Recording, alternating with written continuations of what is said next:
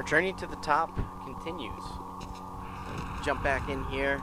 We gotta make our way across a couple more wonderful exhaust vent type things like this.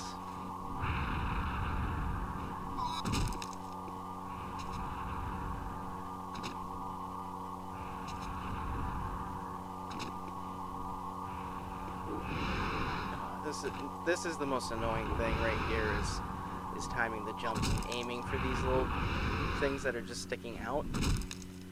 Simply because you don't do it right, you fall to your death, and you're done, basically. For lack of a better way to put it, very succinctly, you're dead if you fall. I mean, you can fall a couple times, just not a ton. I mean, even though you're falling like hundreds of feet and you're not breaking your legs,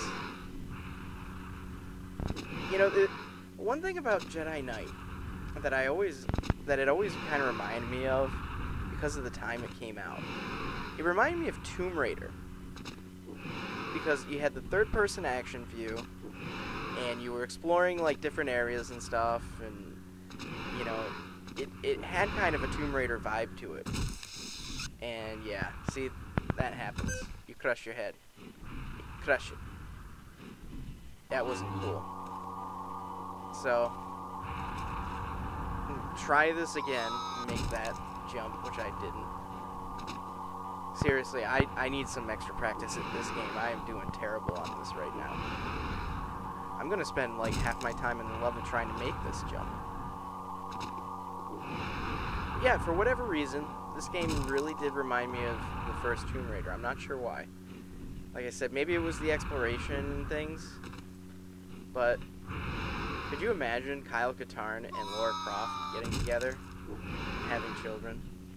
They'd be little Jedis with gigantic triangle boobs that would weigh them down to the point that they wouldn't be able to do anything. They would, if they try to use a lightsaber, they slice their boobs off. They give themselves mastectomies. It'd be ridiculous.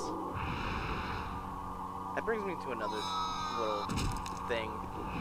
As I touch on all topics during this Let's Play, video game character design back in the 90s, specifically women.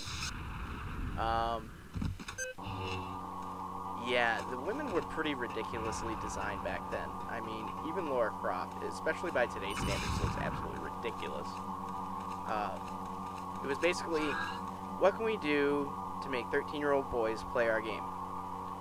Let's give the women extraordinarily huge breasts that no woman alive could possibly have that would defy gravity the way they do in a video game. I mean, prime example of this is the Dead or Alive series. The first one on the Saturn was ridiculous. It actually had boob physics. The first game, I think, to really have quote-unquote realistic boob physics. But, yeah, I mean, character designs back then, like, women were still kind of being treated as more like sex objects in the late 90s rather than, like, serious game characters. I mean, Lara Croft was a step in the right direction because of, like, the way her character was. You know, a strong female lead character who could do whatever and do anything like a guy could do. Basically, doing exactly what Indiana Jones would do. You know, the only difference was that she was a woman. But, you know, aside from that, most of the female characters that were designed back then were just, you know, oh, look at this, we've got polygons, and we can use them to make boobs, and make a female character that looks relatively ridiculous. Another prime example of this is Final Fantasy VII. Tifa, anyone? Her extraordinarily gigantic breasts that, like, look like they weigh her down to the point, like, you wonder how she can even, like, fight with her fists. It really got kind of ridiculous at that point in time. And it's funny to look back on it now because, you know, more and more games now have realistic, female lead characters. Like one of my favorites is Elena from Uncharted. She is a very realistic character, very much, in charge of herself, and knows what she wants, is very capable of doing things, but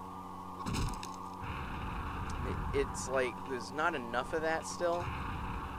And at the risk of this turning into like a statement about how far video games still need to go in terms of being fair to both sexes, I still think that they tend to develop more on the sex appeal on the female characters than on the actual characters themselves. I mean, at least a game like Bayonetta, which is probably like my favorite game of the year, they know how ridiculous the sexuality is of the character, and they use that as a device to like inject humor into the game. And like a game like that doesn't take itself too seriously, so the sexuality of it isn't at the point where like you feel like it's being shoved down your throat, because it's just part of the humor of the game. So I don't know, I'm just kind of ranting about nothing. Getting in that way. And I keep failing at this. We're gonna have to try this one more time. Like I said, this level can get a little annoying. I've been wasting way too much time. So I just killed myself so I can spawn back where I was. God. I'm done with this level. Really. Come on, you commando bastards. Alright. Hope the ending's worth it. Now I have to rescue Jan. She was a damsel in distress, unfortunately. Goes back to what I was talking about earlier. That's what I needed to do. I was missing those switches. And drop right down to a room full of Imperial officers. There we go.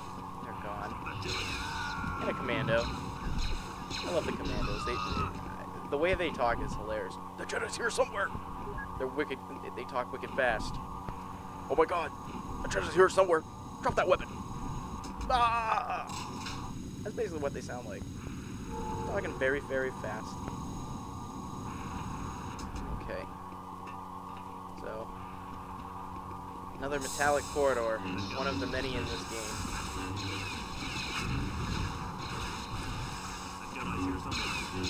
See? You just said it. That Jedi's here somewhere. So I have to go in here.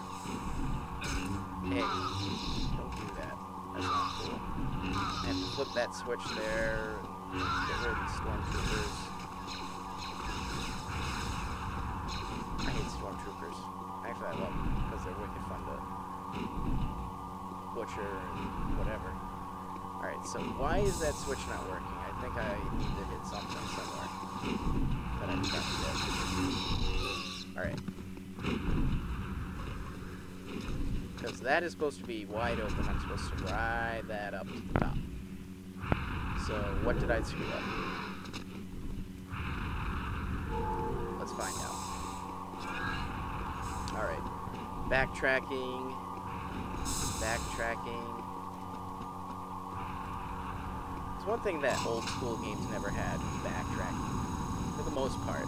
Unless it was like a game like Metroid or something like that, that like relied completely on backtracking. Older games, there's the switch I missed. Older games pretty much were just straight things, like Mario Brothers, just linear. Just keep going forward. It wouldn't even let you backtrack the original Super Mario Brothers. Even like Sonic the Hedgehog, it was just like, done with one level, moved on to the next. No need to backtrack, just keep going. What, you didn't get the emeralds? Too bad, you get them on the next level. Basically, that's how it was. But nowadays, it's like, every game involves some sort of backtracking. Even one of my all-time favorites, BioShock, that one has so much backtracking in it. But it's kind of fun when the backtracking, kind of works to like exploration and learn more about things. And it's not just like bring you back to an environment just for the sake of bringing you back there. Alright, so I had a little trouble with the clipping on that wall, apparently. and that one. And these are the last two secret areas. So we're just gonna ride this air shaft all the way up, and we'll see you on the next level.